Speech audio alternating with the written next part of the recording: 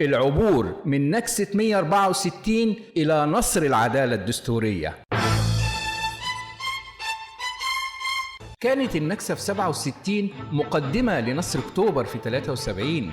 الهزيمة كانت شرارة البداية مش النهاية، والنهاردة التاريخ بيعيد نفسه. نكسة المستأجرين في القانون 164 مش نهاية الطريق، لكنها بداية عبور جديد نحو النصر في المحكمة الدستورية، وعبور أكبر ضد قانون العار وجدار الحكومة الظالمة، وضد تحصينات مجلس النواب الهشة. النصر محتاج استعداد وتخطيط وتنفيذ، مش بالسلاح لكن بالوعي والإصرار والقانون. كنا في 73 عبرنا القناة، المرة دي هنعبر أسوار الظلم والتجاهل، وهنرفع راية النصر باسم كل مستأجر ومواطن غلبان بيحلم بالعدل. إيد واحدة، وعي واحد، هدف واحد، العبور من نكسة 164 إلى نصر العدالة الدستورية.